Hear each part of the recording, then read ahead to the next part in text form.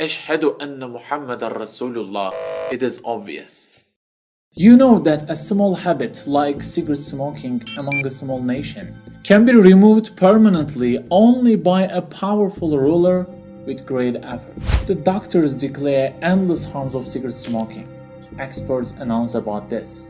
A lot of TV programs, videos were made on this issue. Articles were written about this problem, but no, most of people cannot quit this habit.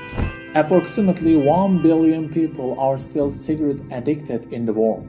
I'm talking about just a simple habit of cigarette smoking. So we understand that it is hard to break even a habit. It is difficult to quit addictions. But there was a man who removed numerous ingrained habits from intractable, fanatical large nations with slight outward power and legal effort in a short period of time. And in their place, he so established exalted qualities that they became as firm as if they had mingled with their very blood. Peace be upon him. His name is Muhammad. It was 1400 years ago. There were incredible habits among Arabian society in Mecca. You know, you can never see such a savage people. They used to bury their daughters alive. Can you believe this? And this was a big habit, and they used to proud of this. And they also used to be sex addict or alcohol dependent. You know, they were drunk all the time. Or they used to be hardly racist. Interest was general thing. There was no value of women. For example, if someone dies, his wife was used to captured by the first pretender. Could you believe this?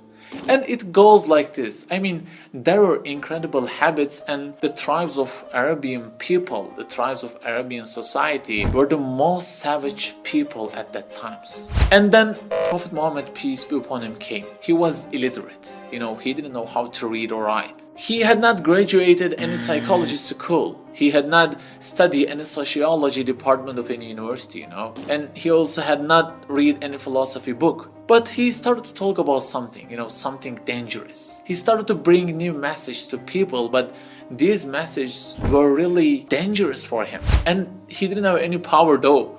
But interesting thing is, some people gradually started to be impressed, started to follow him. And if you started to follow him at that times, it means you actually had accepted the incredible persecutions of Meccans. Isn't it interesting? I mean, why? He didn't promise you any worldly attractive thing. He didn't promise you any money or something like that. On contrary, you will get serious problems with Meccans. So why do you accept this horrible state? And they started to change, you know. They started to change their lifestyles. They listened to him, whatever he told, and they started to quit their evil addictions. For example, Umar ibn al-Khattab. He was an alcohol addict before. Yes. But after coming in contact with the Prophet Muhammad, peace be upon him, he became such a man who is considered as a justice symbol for all humanity. Guys, psychologists, doctors did not work on this guy, just an illiterate man. How? How can it be? Yes, because there is a divine inspiration here. This effect cannot be made by a human being. It is not possible. And not only a man, but also huge societies were changed incredibly by just a man. By the way, he brought new rules which are not attractive for desires of human being. For example, he brought the fasting, 5 daily prayers, or almsgiving, or not to drink alcohol. These things are not attractive for our desires, right? But the alcohols had flowed in streets of Medina after the words about alcohol was revealed. Why? What happened? The modern specialists cannot do this, even though they explain the harms of alcohol, can they?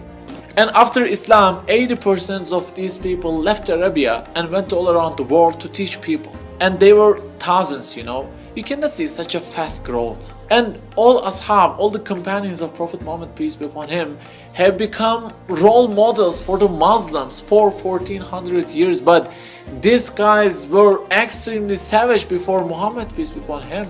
Nobody can explain this without prophethood. No, it is not possible. There is no such a revolution in history. But if you still deny the prophethood of Muhammad, peace be upon him, Billy Zaman has a challenge for you.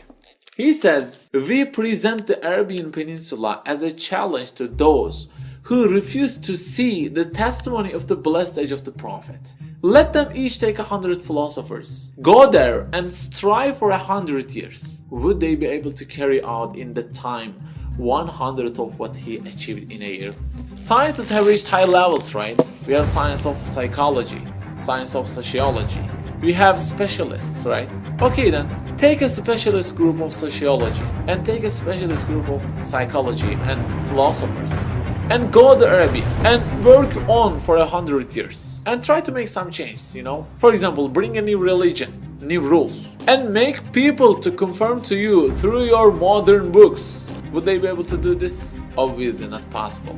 The modern thought still cannot solve the racism issue in this modern world, you know? He solved this in the most savage people 1400 years ago. He just said, a white has no superiority over a black, nor a black has any superiority over a white. That's it. There is no racism issue in Muslims for 1400 years. You know what? Forget about the racism. We are not able to change even our childs about simple habits, right? Such as not to playing video games, to study, to do homeworks, right? It is a reality. So simply, it is impossible to make this change. All these changes can only arise from a prophet. Ashhadu anna Muhammadan Rasulullah. It is obvious.